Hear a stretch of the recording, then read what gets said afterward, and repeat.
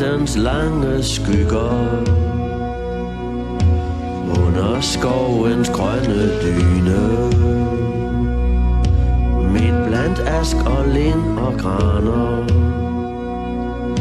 døset hen ad kildens klukken, uden tanke om i morgen,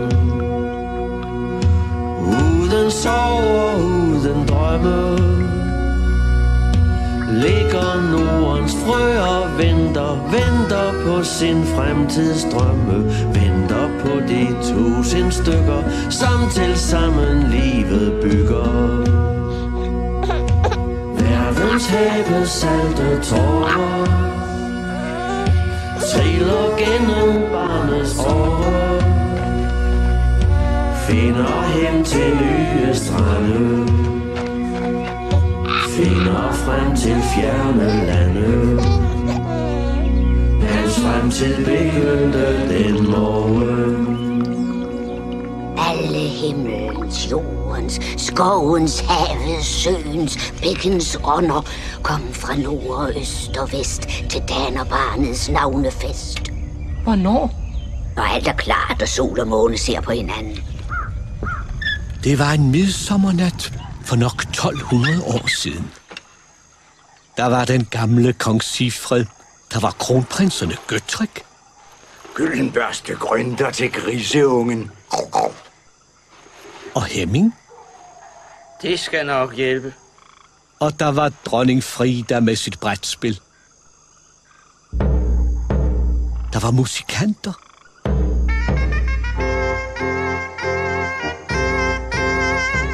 Piger og svende. Men også nisser og dværge. Alle var kommet for at fejre kong Sigfreds oldebarn, som skulle have sit navn. Sol og måne ser mod barnet. Nu skal du bare se. Nu er det tid. Hvad fortæller fremtiden om drengen? At han lukker øjnene for det onde. Ja, det er meget almindeligt for nyfødte. Han er nærmest blåøjet. Som himmel og hav. Han er parat. Gør vognen klar.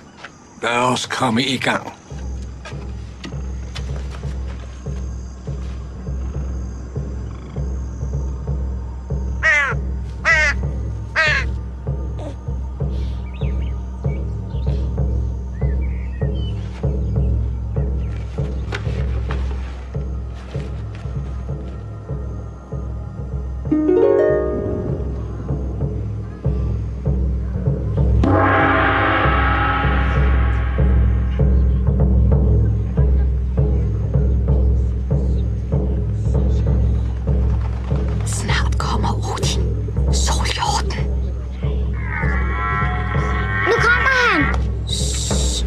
Vi, der er samlede her under træet. Vi fra skyggelandet, fra hytter og sale. Vi, danere, vi vil være et skjold om den lille unge, så han uden frygt kan se mod det højeste, mod solen, månen, evigheden. Som kilden vil han vokse til en bæk, til en flod og strømme ud i havet. Se frem, der bag træet.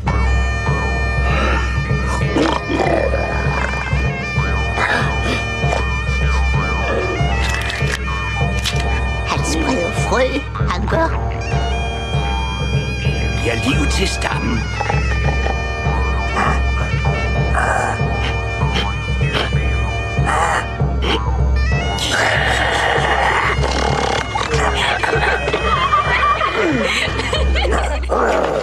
Og som kilden, der på sin vandring gøder jorden, så frø kan spire, og livet leves. Sådan vil den nyfødte også vinde verden med sin styrke. Der kommer Freja, den vemodige. Kærlighedens gudinde.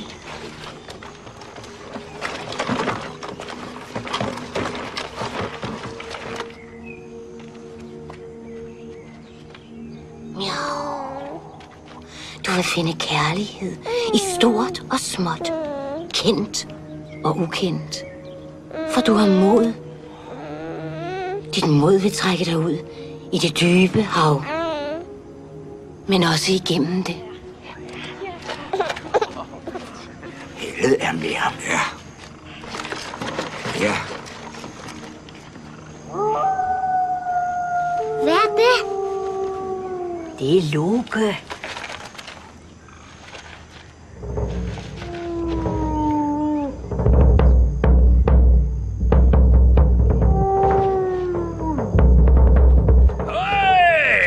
Man siger nok, hvem der gemmer sig bag masken. Hvem?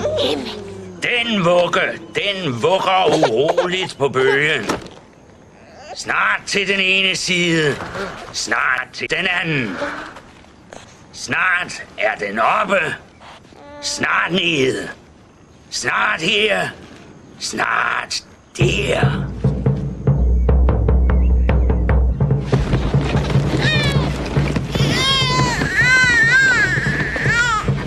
Freja kalder det mod. Jeg kalder det rådløshed. Misundelse og jalousi flimrer som skygger fra træernes løb. Hvis kilden skal rinde, så frøet kan spire, skal varmen fra solen og kulden fra månen sende tårer fra himmel til jord. Kald ham Thor! Holger!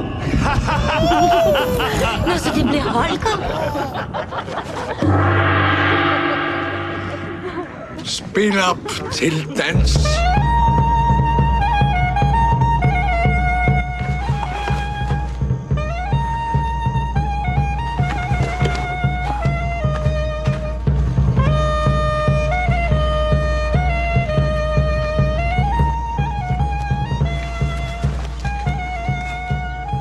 Skål! For vor konge Sigfred og fremtiden! For Sigfred og fremtiden. Hvis vi har en. Det har vi. Skål!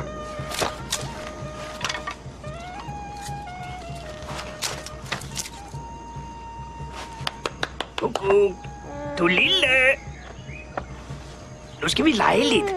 Men ikke for vildt, vel? Han er jo så lille. Han har jo mod, ikke? Kom. Og så igen, og så op, og så sådan.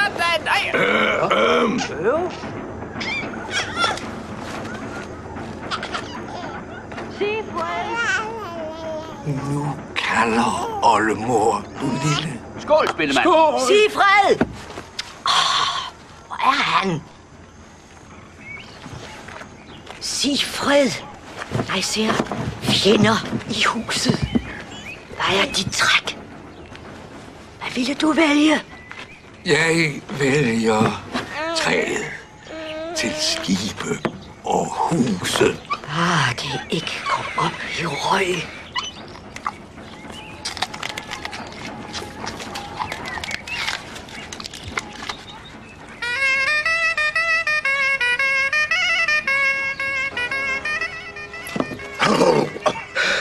Skål, sakser!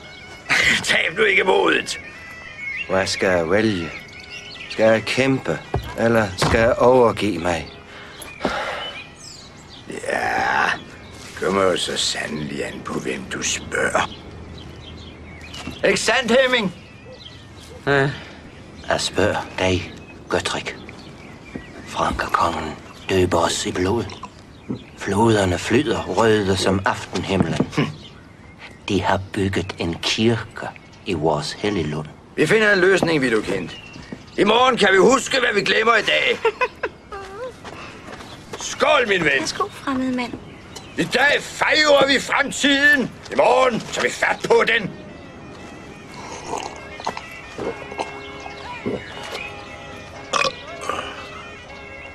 Skål, Vidukind. Så skål Det da. er den fra Lille Kap. En sakser. Mærkeligt, at han kommer alene. Skal jeg også være alene, hva'?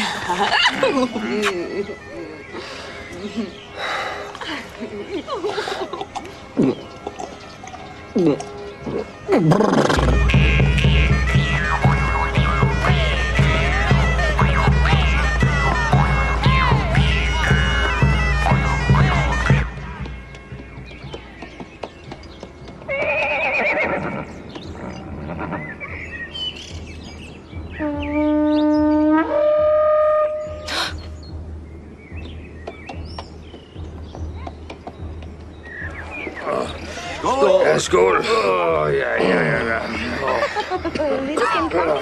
Skål! For Sigfred, den gamle, og Holger, den nye. Der er fremmede rytter i skoven. Så, nu har vi balladen. Og så netop i dag. Hvor mange? 1, 2, 3. Nå, kun 3. Har Vidokin skjult sig? Det skal nok hjælpe. Lad os så møde dem.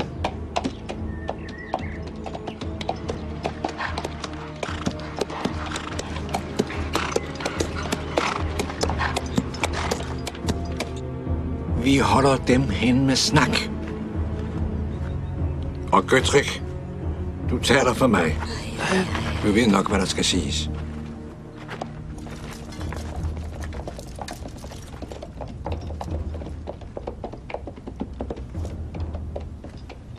Har vi nu husket det hele? Kongens krone. Ja da. Denne vej, uanmeldte stemningsbrydere. De kommer sydfra. Hvorfra? Fra kong Karl. Ja. Kom.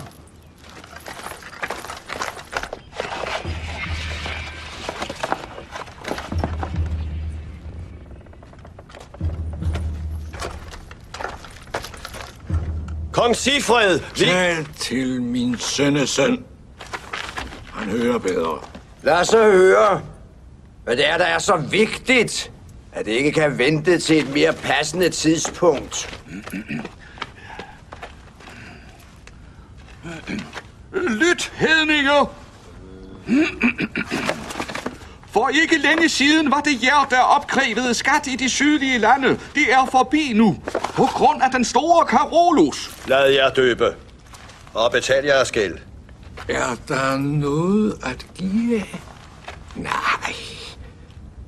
Der er intet at hente her. Brønden er tom.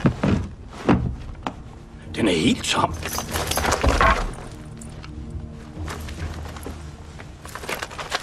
Fortæl dem det, Gøtrik. Hvornår ser vi jeres konge? Carolus har store opgaver. Der er de vantro saracenere, de primitive longobarder, de bløde saksere og de forvildede kældere. Ja, så har han rigeligt at se til. Ja. Engang var brønden her fyldt til randen af guld og sølv. Nu er der ikke noget tilbage. Og fortæl nu, hvordan kan vi få beskyttelse af nogen, der ikke er her? Skal vi så ikke hellere... Bøj jer og betal! Ja. Vi kan jo ikke gøre andet. Jo, vi kan vinde tid. Vi har ikke noget valg. Vi spilder tiden.